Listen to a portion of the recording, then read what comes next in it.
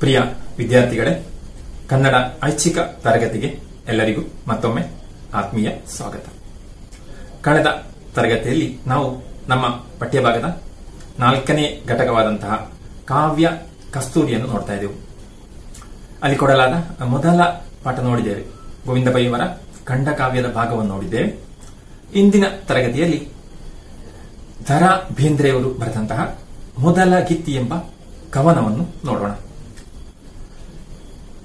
ನವೋದಯ ಕಾವ್ಯ ಪಂಥದಲ್ಲಿ ಅಂಬಿಕಾತನಯ ದತ್ತ ಎಂಬ ಕಾವ್ಯನಾಮದಲ್ಲಿ ಪ್ರಸಿದ್ಧರಾದವರು ದತ್ತಾತ್ರೇಯ ರಾಮಚಂದ್ರ ಬೇಂದ್ರೆ ಎಂಬ ದ.ರಾ. ಬೇಂದ್ರೆಯವರು. ಇವರ ಕವನವನ್ನು ನೀವು ಈಗಾಗಲೇ ಕೇಳಿರಬಹುದು ಅಲ್ವಾ? ಹಾಗಿರುವಾಗ ಈ ಕವನವನ್ನು ನಾವು ಈ ತರಗತಿಯಲ್ಲಿ ನೋಡೋಣ. ಅಂಬಿಕಾತನಯ ದತ್ತರು ಕರ್ನಾಟಕದ ಧಾರವಾಡದಲ್ಲಿ 1896 ಜನವರಿ 31ರಂದು ಜನಿಸಿದರು. ವೃತ್ತಿಯಲ್ಲಿ ಅವರು ಶಿಕ್ಷಕರಾಗಿ ಜೊತೆಗೆ ಪ್ರಾಧ್ಯಾಪಕರಾಗಿ ಕೂಡ ದುಡಿದವರು. ಕನ್ನಡ ನಾಡು ಕಂಡಂತಹ ಶ್ರೇಷ್ಠ ಕವಿಗಳಲ್ಲಿ ಒಬ್ಬರು ಅಂತ ಹೇಳಬಹುದು. ಕತೆ, ಕವನ, ವಿಮರ್ಶೆ, ಅನುವಾದ, ಪ್ರಬಂಧ ಹೀಗೆ ವಿವಿಧ ಪ್ರಕಾರಗಳಲ್ಲಿ ಕೂಡ ಸಾಹಿತ್ಯವನ್ನು ರಚನೆ ಮಾಡಿದವರು. 1916ರಿಂದಲೇ ಕಾವ್ಯ ರಚನೆ ಅವರು ಆರಂಭಿಸಿದ್ರು. ಆ ಮೂಲಕ ವರಕವಿ ಎಂಬಂತಹ ಹೆಸರನ್ನು ಕೂಡ ಗಳಿಸಿದವರು ಬೇಂದ್ರೆಯವರು. ಜೊತೆಗೆ ಧಾರವಾಡದಲ್ಲಿ ಅಂದಿನ ಆ ಸಮಯದಲ್ಲಿ ಆ ಗೆಳೆಯರ ಬಳಗ ಎಂಬುದಾಗಿ ರೂಪಿಸಿಕೊಂಡು ಉತ್ತರ ಕರ್ನಾಟಕದ ಎಲ್ಲ ಆ ಸಾಹಿತ್ಯದ ಮತ್ತು ಸಾಂಸ್ಕೃತಿಕವಾದಂತಹ ವಾತಾವರಣವನ್ನು ಅವರು ನಿರ್ಮಿಸಿದ್ರು. ಜೊತೆಗೆ ಅವರ ಈ ಸಾಹಿತ್ಯದ ಆ ಕೆಲಸವನ್ನು ನೋಡಿ ಅದೆಷ್ಟು ಶ್ರೇಷ್ಠವಾಗಿತ್ತು ಎಂಬುದಕ್ಕೆ ಉದಾಹರಣೆಯಾಗಿ 1974ರಲ್ಲಿ ಅವರಿಗೆ ಜ್ಞಾನಪೀಠ ಪ್ರಶಸ್ತಿ ಕೂಡ ಸಿಕ್ಕಿತು. ಭಾರತದಲ್ಲಿ ಸಾಹಿತ್ಯಕ್ಕೆ ಕೊಡುವಂತಹ ಅತ್ಯಂತ ದೊಡ್ಡ ಪ್ರಶಸ್ತಿ ಅಲ್ವಾ, ಜ್ಞಾನಪೀಠ ಪ್ರಶಸ್ತಿ ಅದವರಿಗೆ ದೊರೆಯಿತು. ಅವರ ಕವನ ಸಂಕಲನದಂತಹ 4 ತಂತಿ ಎಂಬ ಕವನ ಸಂಕಲನಕ್ಕದು ಸಿಕ್ಕಿದ್ದು. ಜೊತೆಗೆ ಅಂತಹ ಹಲವು ಪ್ರಶಸ್ತಿಗಳು ಕೂಡ ಸಿಕ್ಕಿವೆ. ಕೇಂದ್ರ ಸಾಹಿತ್ಯ ಅಕಾಡೆಮಿಗೂ ಪ್ರಶಸ್ತಿ ಸಿಕ್ಕಿದೆ. ಆಮೇಲೆ ಪದ್ಮಶ್ರೀ, ಭಾರತ ಸರ್ಕಾರ ಕೊಡುವಂತಹ ಪದ್ಮಶ್ರೀ ಪ್ರಶಸ್ತಿ ಕೂಡ ಸಿಕ್ಕಿದೆ. ಮತ್ತು ಶಿವಮೊಗ್ಗದಲ್ಲಿ ನಡೆದಂತಹ ಅಖಿಲ ಭಾರತ ಕನ್ನಡ ಸಾಹಿತ್ಯ ಸಮ್ಮೇಳನದಲ್ಲಿ ಕೂಡ ಅವರು ಅದರ ಅಧ್ಯಕ್ಷರಾಗಿದ್ದರು. ಆ ಸ್ಥಾನವನ್ನು ಕೂಡ ಅಲಂಕರಿಸಿದವರು. ಜೊತೆಗೆ 1400ಕ್ಕಿಂತಲೂ ಹೆಚ್ಚು ಕವಿತೆಗಳನ್ನು ಬರೆದಿದ್ದಾರೆ. ಜೊತೆಗೆ ಅವರ ಕವಿತೆಗಳೆಲ್ಲ ಹಾಡಲಿಕ್ಕೆ ಒಳ್ಳೆ ಅನುಕೂಲವಾಗಿರುವಂತದ್ದು, ತಾಳ ಲಯ ಎಲ್ಲ ಇರುವಂತದ್ದು. ಮರಾಠಿ, ಇಂಗ್ಲಿಷ್ ಭಾಷೆಯಲ್ಲಿ ಕೂಡ ಅವರು ಕೃತಿ ರಚನೆ ಮಾಡಿದ್ದಾರೆ. ಜೊತೆಗೆ ಅವರ ಸಾಹಿತ್ಯ ಎಲ್ಲ ಈ ಗೀತೆಗಳೆಲ್ಲ ಜಾನಪದ ಭಾಷೆಯ ಸತ್ವವನ್ನು ರೂಪಿಸಿಕೊಂಡಂತಹ ಅಪೂರ್ವವಾದ ಕವಿತೆಗಳನ್ನೆಲ್ಲ ಅವರು ಬರೆದಿದ್ದಾರೆ. ಜೊತೆಗೆ ಹೇಳ್ತಾರೆ ಅಲ್ಲ, ಹಿರಿಯರು ಹೇಳ್ತಾರೆ ಅಲ್ಲ, ಜಗತ್ತಿನ ಅತ್ಯುತ್ತಮವಾದಂತಹ ಆ ಕಾವ್ಯದ ಆ ಮಟ್ಟಕ್ಕೆ ಇವರು ಸೇರ್ತಾರೆ ಅಂತ. ಅವರ ಕವಿತೆಗಳು ಆ ಮಟ್ಟದಲ್ಲಿ ಇವೆ ಅಂತ ಕೂಡ ಹೆಮ್ಮೆಯಿಂದ ಹೇಳುವಂತ ನಾವು ಕೇಳುತ್ತೇವೆ. ಅಂತೂ ನವೋದಯ ಆ ಸಾಹಿತ್ಯವನ್ನು ಉಚ್ಛ್ರಾಯ ಸ್ಥಿತಿ, ಅತ್ಯಂತ ಎತ್ತರ ಸ್ಥಿತಿಗೆ ತಂದವರು ಅವರು ಅಂತ ಹೇಳಬಹುದು. ನಮ್ಗೆ ಗೊತ್ತಿದೆಯಲ್ಲ, ನವೋದಯ, ನವ್ಯ, ಪ್ರಗತಿಶೀಲ, ಬಂಡಾಯ, ದಲಿತ ಈ ಎಲ್ಲ ಪಂಥಗಳನ್ನು ನಾವು ಕಳೆದ ತರಗತಿ ನೆನಪು ಮಾಡಿದ್ದೇವೆ. ಇರುವಾಗ ನವೋದಯ ಸಾಹಿತ್ಯದ ಆ ಪಂಥದಲ್ಲಿ ಅತ್ಯಂತ ಶ್ರೇಷ್ಠವಾದ ಸಾಹಿತ್ಯವನ್ನು ರಚಿಸಿದವರಿವರು ಅಂತ ಹೇಳಬಹುದು. ಅವರ ಕೆಲವು ಕವನ ಸಂಕಲನಗಳನ್ನು ನಾವು ನೆನಪಿಸಬಹುದು. ಗರಿ, ಕಾಮಕಸ್ತೂರಿ, ಗಂಗಾವತರಣ, ನಾದಲೀಲೆ, ಸಖಿ ಗೀತ, ಅರಳು ಮರಳು ಇದೆಲ್ಲ ಅವರ ಕವನ ಸಂಕಲನಗಳು. ಇಂತಹ ಒಂದು 20ಕ್ಕೂ ಹೆಚ್ಚು ಕವನ ಸಂಕಲನಗಳು ಕೂಡ ಅವರು ಹೊರಗೆ ಪ್ರಕಟ ಮಾಡಿದ್ದಾರೆ. ಜೊತೆಗೆ ಹುಚ್ಚಾಟಗಳು, ಹೊಸ ಸಂಸಾರ ಎಂಬಂತಹ ನಾಟಕಗಳನ್ನು ಬರೆದಿದ್ದಾರೆ. ಮತ್ತು ಸಾಹಿತ್ಯದ ವಿರಾಟ ಸ್ವರೂಪ ಎಂಬುದು ಅವರ ಸಂಶೋಧನಾ ವಿಮರ್ಶಾ ಗ್ರಂಥ. ಮತ್ತು ಠಾಗೋರ್ ಗೊತ್ತಿದೆ ನಮ್ಗೆ, ರವೀಂದ್ರನಾಥ್ ಠಾಗೋರ್ ಅವರ ಮತ್ತು ಕಬೀರ್ ಮತ್ತು ಅರವಿಂದರ ಆ ಕೃತಿಗಳನ್ನು ಕೂಡ ಅವರು ಅನುವಾದ ಮಾಡಿದ್ದಾರೆ. ಈ ಮೂಲಕ ಎಲ್ಲರನ್ನು ಕೂಡ ಕನ್ನಡ ಸಾಹಿತ್ಯ ಲೋಕದಲ್ಲಿ ದೊಡ್ಡ ಹೆಸರನ್ನು ಗಳಿಸಿದವರು. ಜೊತೆಗೆ ಆ ಸಾಹಿತ್ಯದ ಆ ಚಿಲುಮೆ ಉಕ್ಕಿಸಬಲ್ಲಂತಹ ಅವರ ಕವಿತೆಗಳಲ್ಲೆಲ್ಲ ಇದು ಕಾಣಬಹುದು ನಾವು. ಸಾಹಿತ್ಯದ ಆ ಚಿಲುಮೆ ಉಕ್ಕಿಸುವಂತದ್ದು, ನೊಂದ ಜೀವಕ್ಕೆ ಒಂದು ಸಾಂತ್ವನ ಕೊಡುವಂತಹ ಆ ಗುಣ ಇರುವಂತದ್ದು, ಮತ್ತು ಆ ಪ್ರೀತಿ ಪ್ರೇಮಗಳನ್ನೆಲ್ಲ ಮೂಡಿಸುವಂತಹ ಕವಿತೆಗಳವರದು. ಅಂತಹ ಆ ಕವಿತೆಗಳನ್ನು ನೀವು ಕೂಡ ಕೇಳಿರಬಹುದು ಈ ಮೊದಲು ಕೂಡ. ಕುಣಿಯೋಣ ಬಾ ಅಂತ ಒಂದು ಆರಂಭವಾಗುವಂತಹ ಕವಿತೆ, ಮತ್ತು ಇಳಿದು ಬಾಯ ತಾಯೇ ಇಳಿದು ಬಾ ಎಂಬಂತ ಆ ರೀತಿ ಆರಂಭವಾಗುವಂತಹ ಕವಿತೆ, ಮತ್ತು ನಾನು ಬಡವಿ ಆತ ಬಡವ ಓಲುಮೆ ನಮ್ಮ ಬದುಕು ಎಂಬಂತ ಆ ರೀತಿ ಆರಂಭವಾಗುವಂತ ಇನ್ನೊಂದು ಕವಿತೆ. ಇದೆಲ್ಲ ಬಹುಶಃ ನೀವು ಕೂಡ ಕೇಳಿರಬಹುದು ಇತರ ನಿಮ್ಮ ಹಿಂದಿನ ತರಗತಿಯಲ್ಲಿ ಕೂಡ. ಮತ್ತು ಒಳ್ಳೆಯ ಒಂದು ಕವನ ಇದೆ, ಅದನ್ನ ಒಂದು 2 ಸಾಲ ನಾವು ಹೇಳ್ಬಹುದು. ಮೂಡಲ ಮನೆಯ ಮುತ್ತಿನ ನೀರಿನ ಎರಕಾವ ಹೊಯ್ದ ಅಂತ. ಮೂಡಲ ಮನೆಯ ಮುತ್ತಿನ ನೀರಿನ ಎರಕಾವ ಹೊಯ್ದ, ನುಣ್ಣನೆ ಎರಕಾವ ಹೊಯ್ದ. ಬಾಗಿಲು ತೆರೆದು ಬೆಳಕು ಹರಿದು ಜಗವೆಲ್ಲ ತೊಯ್ದ, ದೇವನು ಜಗವೆಲ್ಲ ತೊಯ್ದ. ಹೀಗೆ ಈ ಕವಿತೆಯನ್ನು ಕೂಡ ಕೇಳಿದ್ರೆ ಅಷ್ಟು ಸುಂದರವಾದ ಕವಿತೆ ಎಂಬುದನ್ನು ನಮ್ಗೆ ಗೊತ್ತಾಗ್ತದೆ ಅದನ್ನು ಹಾಡಿದಾಗ. ಇದು ಅವರ ಬೆಳಕು ಎಂಬಂತಹ ಕವನ, ಅದರ ಆ ಕವನದ ಸಾಲಿದು. ಈ ರೀತಿಯೆಲ್ಲ ನಮಗೆ ಅವರ ಪರಿಚಯ ಮಾಡಬಹುದು. ನಿಮಗೆ ಕೂಡ ಈಗಾಗಲೇ ಪರಿಚಯ ಇದೆ ಅಂತ ಭಾವಿಸ್ತೇನೆ. ಅಂತೂ ಅವರ ಕವಿತೆಗಳಲ್ಲಿ ಕಾಣುವಂತ ಸತ್ವಶಾಲಿಯಾದಂತಹ ಕವನಗಳು ಅಂತ ಹೇಳ್ಬಹುದು. ಜೊತೆ ಅವರು ಹೇಳಿದ ಮಾತಿದೆ, ರಸವೇ ಜನನ, ವಿರಸವೇ ಮರಣ, ಸಮರಸವೇ ಜೀವನ ಎಂಬುದು ಅವರು ಹೇಳಿದಂತಹ ಮಾತು. ಹಾಗೆ ಜೀವನವನ್ನು ಸಮರಸವಾಗಿ ಎಲ್ಲವನ್ನು ಸಮಾನವಾಗಿ ಸ್ವೀಕರಿಸಿಕೊಂಡು ಮುಂದೆ ಕೊಂಡು ಹೋಗಬೇಕು ಅಂತ ಹೇಳ್ತಾರೆ. ಇಂತಹ ಶ್ರೇಷ್ಠವಾದಂತಹ ಸಾಹಿತ್ಯವನ್ನು, ಕವಿತೆಗಳನ್ನು ಕನ್ನಡಕ್ಕೆ ಕೊಟ್ಟಂತಹ ದ.ರಾ. ಬೇಂದ್ರೆ ಅವರ ಒಂದು ಕವಿತೆ ನಿಮ್ಮ ಈ ಪಠ್ಯಭಾಗದಲ್ಲಿ ಕೊಟ್ಟದ್ದು ಮೊದಲಗಿತ್ತಿ ಅಂತ. ಅದನ್ನು ನಾವೀಗ ನೋಡೋಣ. ಈ ಕವಿತೆಯಲ್ಲಿ ಬೇಂದ್ರೆ ಅವರು ಭಾರತ ಭೂಮಿಯನ್ನು ಮೊದಲಗಿತ್ತಿ ಎಂಬುದಾಗಿ ಕಲ್ಪಿಸಿಕೊಂಡು ಇತಿಹಾಸದುದ್ದಕ್ಕೂ ಈ ಮಣ್ಣಿಗಾಗಿ ನಡೆದಂತಹ ಯುದ್ಧ, ರಕ್ತಪಾತದ ಆ ಹಿನ್ನೆಲೆಯಲ್ಲಿ ಆ ರಕ್ತದ ಆ ದಾಹ ಇಂಗಿಕೊಂಡು ಒಳ್ಳೆಯ ಸತ್ಪುತ್ರರನ್ನು ಒಡಲಲ್ಲಿ ಧರಿಸುವಂತಹ ಆ ಮಾತೃ ಹೃದಯದ ಆರ್ದ್ರತೆ ಅವಳಲ್ಲಿ, ಈ ಭೂಮಿ ತಾಯಿಯಲ್ಲಿ ಮೂಡಬೇಕು ಎಂಬ ಹಂಬಲವನ್ನು ವ್ಯಕ್ತಪಡಿಸುವಂಥದ್ದು ಕಾಣ್ತೇವೆ. ಆಗ ಭೂಮಿ ತಾಯಿಯ ಬಗ್ಗೆ ಹೇಳುವಂಥದ್ದು ಮೊದಲಗಿತ್ತಿ ಎಂಬುದಾಗಿ. ಮೊದಲಗಿತ್ತಿ ಅಂದ್ರೆ ಮದುಮಗಳು ಅಥವಾ ಮದುವಣಗಿತ್ತಿ ಅಂತ ಹೇಳುವಂಥದ್ದು, ನವವಧು ಅಂತ ನಾವು ಹೇಳ್ತೇವೆ. ಹಾಗೆ ಭೂಮಿ ತಾಯಿಯನ್ನು ಮದುವಣಗಿತ್ತಿಯಾಗಿ, ಮದುಮಗಳಾಗಿ ಭಾವಿಸಿಕೊಂಡು ಹೇಳುವಂತಹ ಕವಿತೆ ಇದು. ಆಗ ಇದುವರೆಗೆ ಹೇಗಿತ್ತು, ಇನ್ನೇನಾಗಬೇಕು ಅಂತ ಹೇಳ್ತಾರೆ. ಹಾಗಿರುವಾಗ ಈ ಕವಿತೆಯನ್ನು ಹಾಡುವ ಪ್ರಯತ್ನವನ್ನು ನಾನು ಮಾಡ್ತೇನೆ, ಗಮನಿಸಿ. ಮೊದಲಗಿತ್ತಿಯಂತೆ ಮೆರೆಯುವಿಯೇ ತಾಯಿ, ಮೊದಲಗಿತ್ತಿಯಂತೆ ಮೆರೆಯುತ್ತಿಹೇ, ಮೊದಲಗಿತ್ತಿಯಂತೆ ಮೆರೆಯುವಿಯೇ ತಾಯಿ, ಮೊದಲಗಿತ್ತಿಯಂತೆ ಮೆರೆಯುತ್ತಿಹೇ. ಹಿಂಡಾಗಿ ಪುಂಡರು ಅಂಡಲೆಯಲು ನಿನ್ನ, ನೆತ್ತರು ಒರೆ ಹಚ್ಚಿ ನೋಡಿರುವೆ. ಪಾತಾಳ ಕಂಡರು ಕೆಲ ತಾಯಿ ಗಂಡರು, ಅವರನ್ನು ಮಡಿಲಾಗ ಮಡಗಿಸಿಹೇ, ಅವರನ್ನು ಮಡಿಲಾಗ ಮಡಗಿಸಿಹೇ. ಮೊದಲಗಿತ್ತಿಯಂತೆ ಮೆರೆಯುತ್ತಿಹೇ ತಾಯಿ, ಮೊದಲಗಿತ್ತಿಯಂತೆ ಮೆರೆಯುತ್ತಿಹೇ. 16 ರಾಜರು ತಲೆ ಕೆಳಗಾದರು, ಆದರೂ ತಲೆ ಎತ್ತಿ ನಿಂತಿರುವೆ. ನಿನ್ನ ತೇಜದ ಮುಂದೆ ರಾಜ ತೇಜವು ಕೂಸು, ಮೊದಲಗಿತ್ತಿಯು ನೀನು ಮೆರೆಯುತ್ತೀಹೇ, ಮೊದಲಗಿತ್ತಿಯು ನೀನು ಮೆರೆಯುತ್ತೀಹೇ, ಮೊದಲಗಿತ್ತಿಯಂತೆ ಮೆರೆಯುವಿಯೇ ತಾಯೇ, ಮೊದಲಗಿತ್ತಿಯಂತೆ ಮೆರೆಯುತ್ತೀಹೇ. ಒಕ್ಕುಡಿತೆ ಅರೆ ಮುಕ್ಕು ಎನ್ನುತ್ತೆನುತೆ ಹಲ ಕೆಲವು ಪಾನಿಪತ್ತುಗಳನ್ನು ಮುಕ್ಕುಳಿಸುವೆ.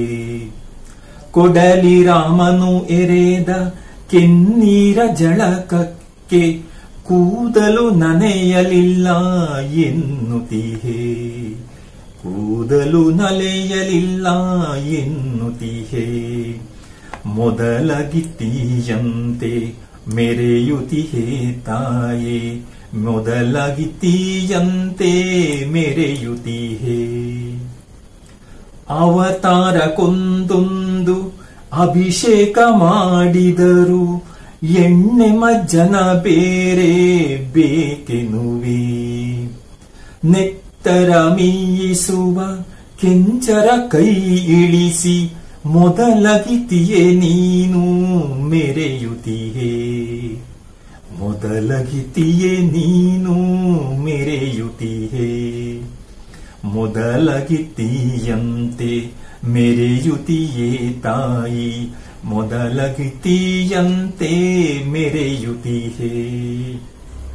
ಹಾಲಿನ ಹೃದಯಕ್ಕೆ ಕುಬ್ಬುಸವನ್ನು ತೊಡಿಸಿ ಹೂ ಮುಡಿಸಿಕೊಂಡೆಂದು ನೀನಲಿವೆ.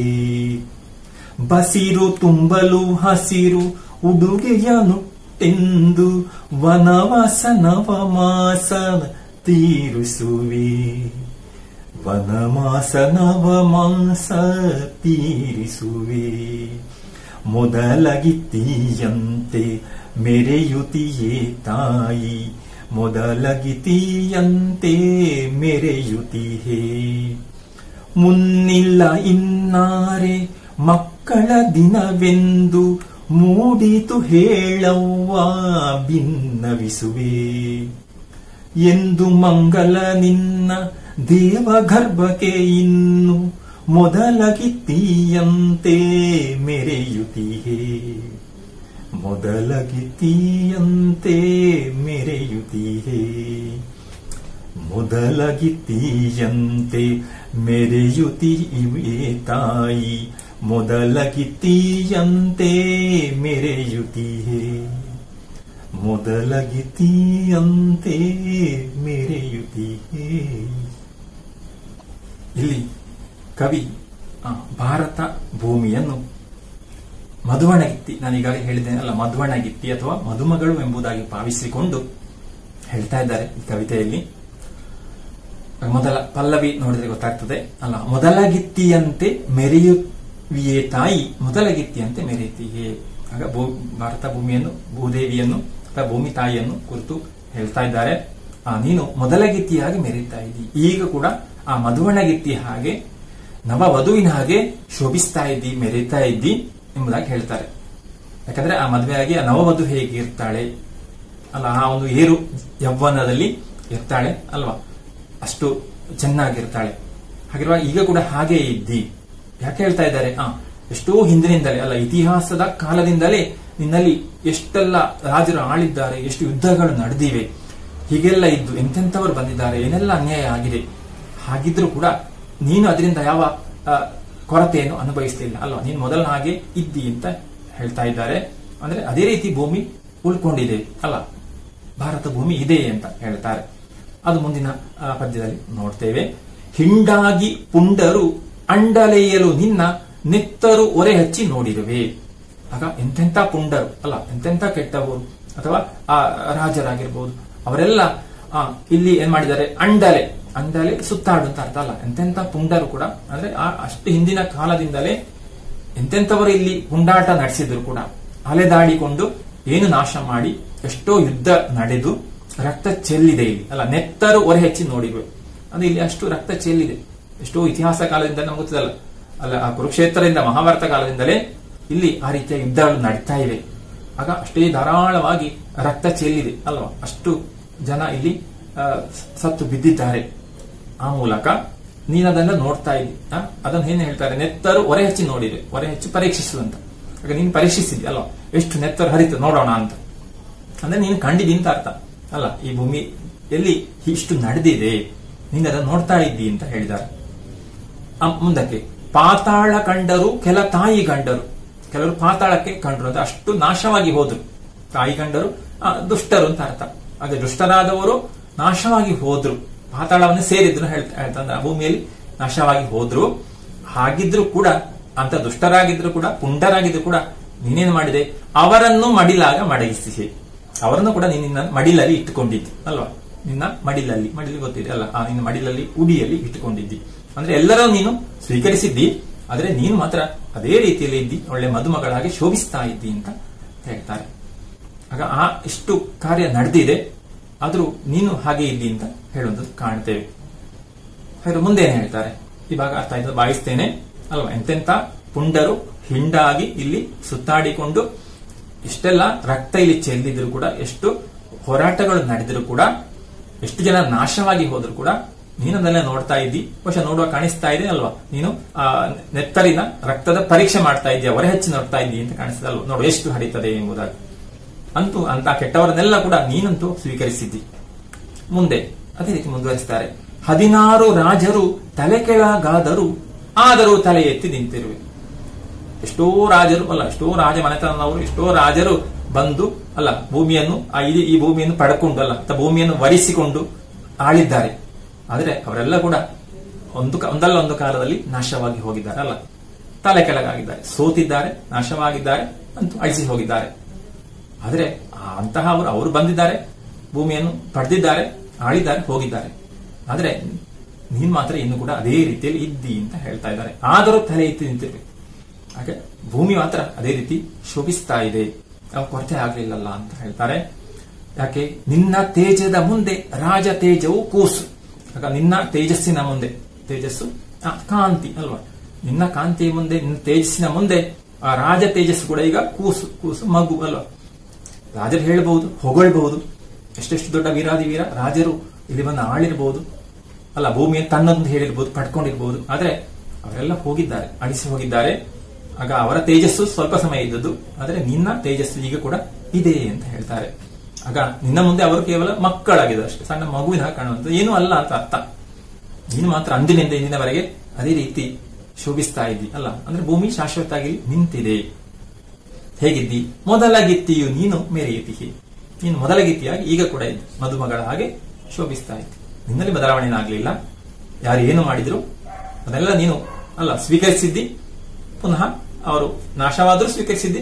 ಜೊತೆಗೆ ಅವರು ಇಷ್ಟೆಲ್ಲ ಪುಂಡಾಟ ಮಾಡಿದ್ರು, ಇಷ್ಟು ಯುದ್ಧಗಳು ನಡೆದ್ರು, ರಕ್ತ ಚೆಲ್ಲಿದ್ರು ಕೂಡ ನೀನು ಅದನ್ನು ನೋಡ್ತಾ ಇದ್ದಿ. ನಿನ್ನಲ್ಲಿ ಏನು ನಿನಗೆ ತೊಂದರೆ ಆಗಲಿಲ್ಲ. ಆದ್ರೆ ಅದನ್ನೆಲ್ಲ ನೀನು ಹೇಗೆ ಸ್ವೀಕರಿಸಿದ್ದಿ? ಒಕ್ಕುಡಿತೆ ಅರೆ ಮುಕ್ಕು ಎನ್ನುತ್ತೇನುತ್ತೆ ಹಲ ಕೆಲವು ಪಾನಿಪತ್ತುಗಳನ್ನು ಮುಕ್ಕುಳಿಸುವೆ. ನಿನಗೆ ಅದು ದೊಡ್ಡ ಸಂಗತಿಯೇ ಅಲ್ಲ ಅಲ್ವಾ. ಒಂದೇ ಬೊಗಸಿಗೆ ಎಂತೆಂತ ಯುದ್ಧ ನಡೆದ್ರು, ಎಷ್ಟು ರಕ್ತ ಚೆಲ್ಲಿದ್ರು ಕೂಡ ನಿನ್ನ ಮಟ್ಟಿಗೆ ದೊಡ್ಡ ಸಂಗತಿ ಅಲ್ಲ. ಯಾಕಂದ್ರೆ ಅಷ್ಟು ಆ ರೀತಿ ನೀನು ಈಗ ಕೂಡ ಶೋಭಿಸ್ತಾ ಇದ್ದಿ.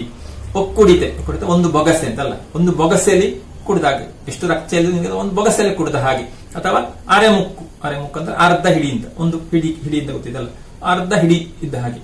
ಹಾಗೆ ಅಷ್ಟೇ ನಿನಗೆ ಸಿಕ್ಕುವಂತಂದ್ರೆ ಇಷ್ಟೆಲ್ಲ ಹೋರಾಟ ಆದ್ರು, ಯುದ್ಧ ಆದ್ರು, ನಾಶವಾದ್ರು, ರಕ್ತ ಚೆಲ್ಲಿದ್ರು ಕೂಡ ನಿನ್ನ ಮಟ್ಟಿಗೆ ಅದು ಸಣ್ಣ ವಿಷಯವೇ ಆಗಿದೆ. ಯಾಕಂದ್ರೆ ನೀನು ಅಷ್ಟೆಷ್ಟೋ ಕಂಡಿದೆ ಅಂತದ್ದು. ಹಲ ಕೆಲವು ಪಾನಿಪತ್ತುಗಳನ್ನು ಮುಕ್ಕುಳಿಸಿವೆ. ಪಾನಿಪತ್ತು ಕೇಳಿದಲ್ಲ, ಪಾನಿಪತ್ ಸ್ಥಳ, ಅಲ್ಲಿ ನಡೆದ ಯುದ್ಧ ಅಂದ್ರೆ ಒಟ್ಟಾಗಿ ಧಾರಾವಾಳ ಯುದ್ಧಗಳು ನಡೆದಿವೆ. ಅದು ಇತಿಹಾಸಕ್ಕೆ ಸಂಬಂಧಪಟ್ಟಂತ ಒಂದು ಐತಿಹಾಸಿಕ ಸ್ಥಳ ಅದು. ಅಲ್ಲಿ ದೊಡ್ಡ ದೊಡ್ಡ ಯುದ್ಧಗಳು ನಡೆದಿವೆ. ಬಹುಶಃ ನಿಮಗೆ ಕೂಡ ನೆನಪಿರಬಹುದು, ಬಾಬರ್ ಮತ್ತು ಇಬ್ರಾಹಿಂ ಲೋಧಿ ಅವರ ನಡುವೆ ನಡೆದ ಯುದ್ಧ, ಅದರಿಂದ ಮೊಘಲ್ ವಂಶ ಸ್ಥಾಪನೆ ಆದದ್ದು. ಹೀಗೆಲ್ಲ ಅಂತಹ ಐತಿಹಾಸಿಕವಾದಂತಹ ಯುದ್ಧ ನಡೆದ ಸ್ಥಳ ಅದು. ಆಗ ಅಲ್ಲಿ ಎಷ್ಟೋ ಯುದ್ಧ ನಡೆದಿರಬಹುದು, ಅಲ್ಲಿ ಎಷ್ಟೋ ರಕ್ತ ಚೆಲ್ಲಿರಬಹುದು. ನೀನನ್ನು ಒಮ್ಮೆಗೆ ಒಂದು ಸಲಗೆ ಮುಗುಳಿಸಿ ಬಿಟ್ಟಿದ್ದೀನಿ ಅಂದ್ರೆ ಆ ರಕ್ತವನ್ನು ಮುಕ್ಕಳಿಸಿ ಬಿಟ್ಟಿದ್ದೀನಿ ಅಂದ್ರೆ ನಿನಗೆ ದೊಡ್ಡ ಸಮಸ್ಯೆ ಆಗಲಿಲ್ಲ, ಕಷ್ಟವೇ ಆಗಲಿಲ್ಲ. ಅದೆಲ್ಲ ನೋಡಿದ್ವಿ. ಆದ ಕಾರಣ ಏನಾಗಿದೆ, ನೀನೀಗ ಕೂಡ ಅದೇ ರೀತಿ ಶೋಭಿಸ್ತಾ ಇದ್ದಿ. ಭೂಮಿ ಹಾಗೇ ಇದೆ ಅಲ್ವಾ, ಆ ರೀತಿ ಸುಂದರವಾಗಿ ಶೋಭಿಸ್ತಾ ಇದೆ ಅಂತ. ಆಮೇಲೆ ಇನ್ನೊಂದು ನೆನಪಿಸ್ತಾ ಇದ್ದಾರೆ, ಒಂದೊಂದು ಇತಿಹಾಸಕ್ಕೆ ಸಂಬಂಧಪಟ್ಟದ್ದು. ಯಾವುದು ನೋಡೋಣ.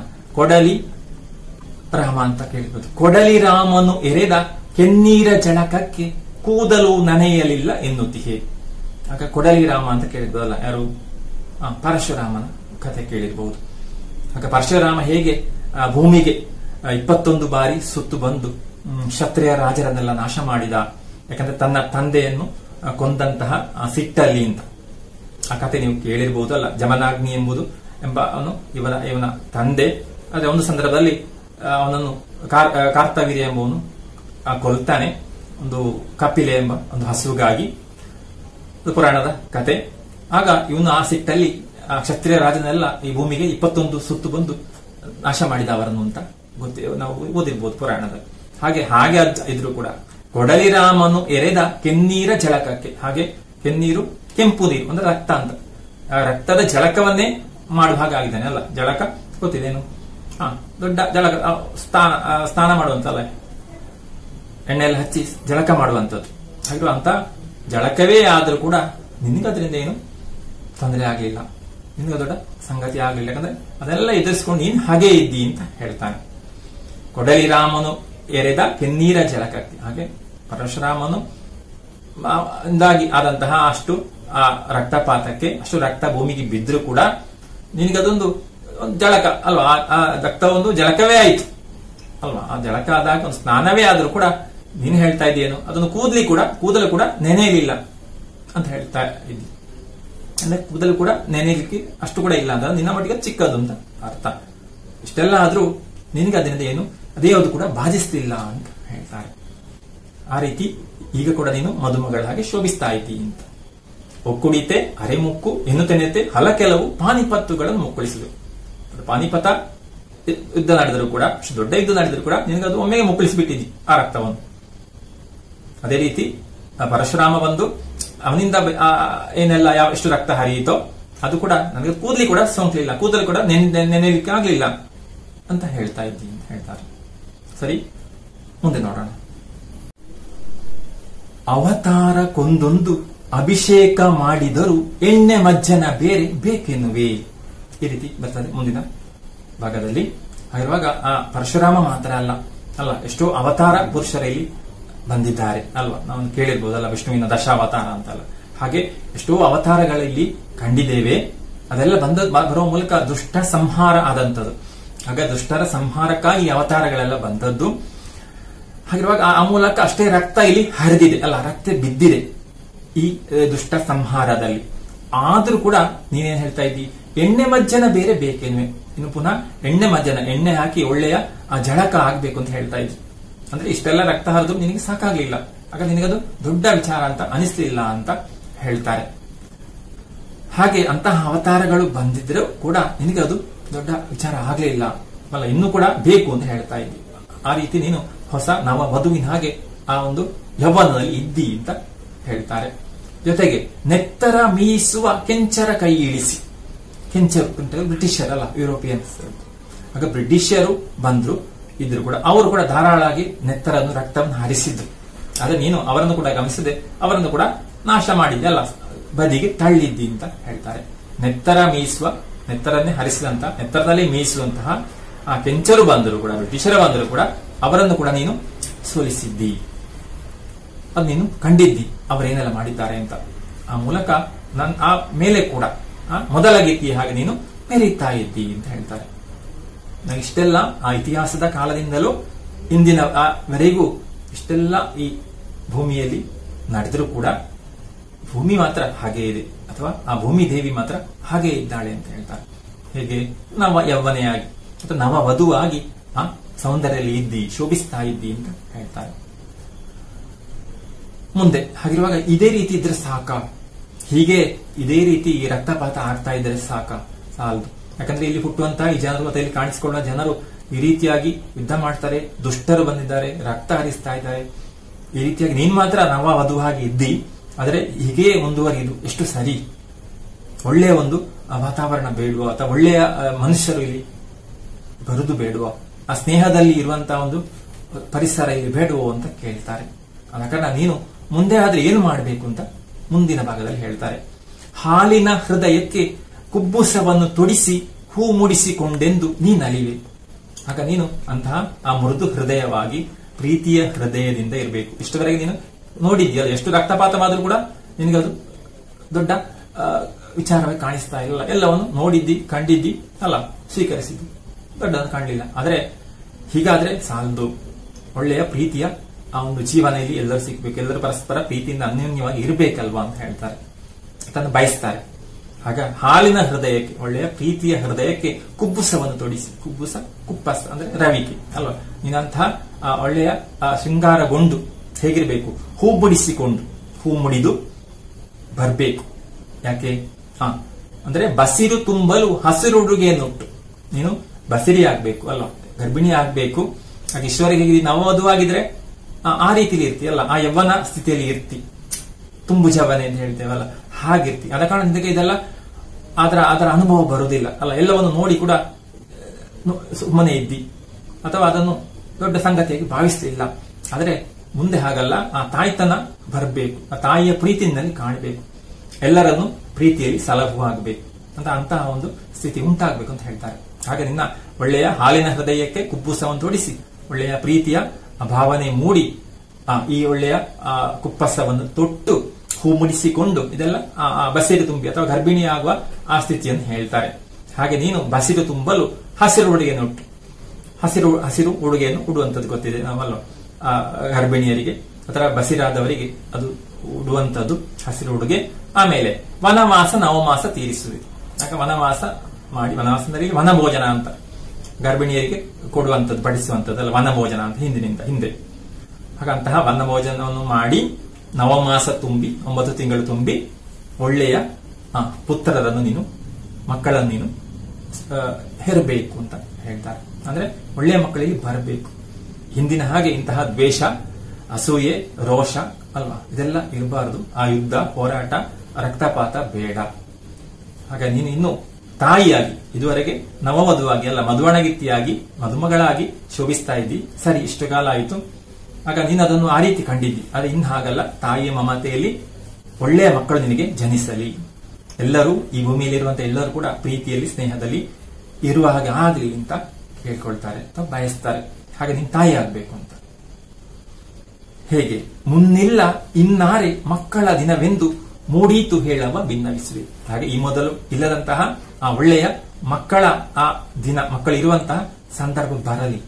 ಯಾವಾಗ ಬರಬಹುದು ಎಂದು ಮಂಗಲ ನಿನ್ನ ದೇವಗರ್ಭಕ್ಕೆ.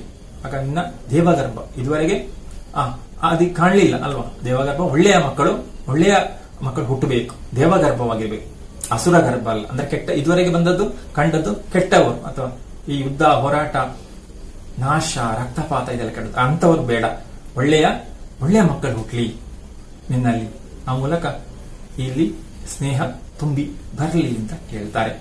ಇನ್ನೂ ಮೊದಲಗಿತ್ತಿಯಂತೆ ಮೆರೆಯುತ್ತೀಯೇ. ಹಾಗೆ ಇನ್ನು ಕೂಡ, ಈಗ ಕೂಡ ಮೊದಲಗಿತ್ತಿ ಹಾಗೆ, ಮಧುವಣಗಿತ್ತಿ ಹಾಗೆ ಶೋಭಿಸ್ತಾ ಇದ್ದಿ. ಸರಿ, ಆದ್ರೆ ಇನ್ನು ಮುಂದೆ ಏನಾಗಬೇಕು, ನೀನು ತಾಯಿ ಆಗಬೇಕು ಅಲ್ಲ. ತಾಯಿಯ ಮಮತೆ ನಿನ್ನಲ್ಲಿ ಮೂಡಬೇಕು. ನಿನ್ನ ಗರ್ಭದಲ್ಲಿ ಒಳ್ಳೆಯ ಸ್ನೇಹದ ಮಕ್ಕಳು ಹುಟ್ಟಬೇಕು. ಜೊತೆಗೆ ಎಲ್ಲರೂ ಪರಸ್ಪರ ಸ್ನೇಹದಿಂದ ಇರಬೇಕು. ಮುಂದೆ ಅಂತ ಮಕ್ಕಳು ಹುಟ್ಲಿ ಅಂತ ಬಯಸ್ತಾರೆ. ಇನ್ನು ಆ ಮಧುವಣಗಿತ್ತಿ ಇನ್ನು ಬೇಡ ಅಲ್ವಾ, ಬದಲಾಗಬೇಕು ಅಂತ ಹೇಳ್ತಾರೆ. ಈ ಮೂಲಕ ಒಟ್ಟು ನಮಗೆ ಅರ್ಥ ಆಗ್ತದೆ ಅಲ್ವಾ, ನಿಮ್ಗೆ ಅರ್ಥ ಆಗಿರ್ಬೋದು ಅಂತ ಭಾವಿಸ್ತೇನೆ. ಹೇಗೆ ಆ ಭೂಮಿಯನ್ನು, ಭಾರತ ಭೂಮಿಯನ್ನು ಮಧುವಣಗಿತ್ತಿ, ಮದುಮಗಳು ಅಂತ ಭಾವಿಸಿಕೊಂಡು ಇವರು ಇಲ್ಲಿ ಈ ರೀತಿಯಾಗಿ ಹೇಳಿದ್ದಾರೆ ಕವನದಲ್ಲಿ. ಇಲ್ಲಿ ನಡೆದಂತ ಇತಿಹಾಸ ಕಾಲದಲ್ಲಿ ನಡೆದಂತ ವಿಚಾರ ನೆನಪಿಸ್ತಾರೆ. ಆದ್ರೂ ಭೂಮಿ ಏನು ನಾಶವಾಗಿರಲ್ಲ, ಭೂಮಿ ಹಾಗೇ ಇದೆ. ಆದ್ರೆ ಇದೆಲ್ಲ ನಾವು ಕಾಣ್ತೇವೆ ಅಥವಾ ಅವಳು ಕಂಡಿದ್ದಾಳೆ. ಆದ್ರೆ ಇನ್ನೂ ಹಾಗಾಗೋದು ಬೇಡ ಅಂತ ಬಯಸುವಂತದ್ದು ಅಲ್ಲ. ಇತಿಹಾಸ ಕಾಲದಲ್ಲಿ ನಡೆದ ವಿಚಾರ ನಮ್ಗೆ ಗೊತ್ತಿದೆ. ಏನೆಲ್ಲ ನಾಶ ಆಯ್ತು, ಯಾರೆಲ್ಲ ರಾಜರು ಬಂದ್ರು, ಎಷ್ಟು ಹೋರಾಟ ಆಯ್ತು, ಎಷ್ಟು ನಾಶ ಆಯಿತು, ಎಷ್ಟು ಅವತಾರಗಳಲ್ಲಿ ಕಾಣಿಸಿಕೊಂಡವು. ಇಲ್ಲೆಲ್ಲ ಕಾಣುವಂಥದ್ದೇನು, ಇದೇ ನಾಶ, ರಕ್ತಪಾತ ಅಥವಾ ರಕ್ತ ಹರಿದಿದೆ. ಇನ್ನು ಅದು ಬೇಡ. ಒಳ್ಳೆಯ ಸ್ನೇಹದ, ಪ್ರೀತಿಯ ಮಕ್ಕಳು ಈ ಭೂಮಿಯಲ್ಲಿ ಹುಟ್ಲಿ ಎಂಬುದಾಗಿ ಬಯಸ್ತಾರೆ. ಹೀಗೆ ಬಹಳಷ್ಟು ಅರ್ಥ ಇಟ್ಟು ಇರುವಂತಹ ಕವನ ಇದು, ಬೇಂದ್ರೆಯವರ ಕವನ. ಹಾಗೆ ಅದನ್ನೀಗ ಸರಳವಾಗಿ ನಿಮಗೆ ಅರ್ಥ ಆಗಿರ್ಬೋದು ಅಂತ ಭಾವಿಸ್ತೇನೆ. ಏನಿದ್ರು ಮುಂದಿನ ಕಾಲ, ಮುಂದಿನ ದಿನಗಳು ಸುಂದರವಾಗಿರಬೇಕು, ಸ್ನೇಹದಿಂದ ಇರಬೇಕು ಎಂಬುದು ಅರ್ಥ. ಸರಿ, ಮುಂದಕ್ಕೆ ನಾವು ಚಟುವಟಿಕೆಗಳ ಕಡೆಗೆ ಹೋಗೋಣ.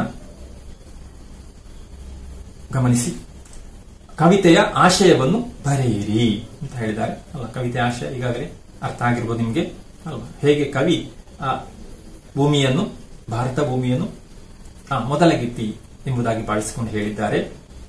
ಹಾಗಿರುವಾಗ ಆ ಭೂಮಿ ಹೇಗಿದೆ, ಇದುವರೆಗೆ ಹೇಗಿತ್ತು, ಇನ್ನೇನಾಗಬೇಕು ಅಂತ ಹೇಳುವುದನ್ನು ಕಾಣುತ್ತೇವೆ ಅಲ್ವಾ. ಅದನ್ನು ಬರಿಬೇಕು.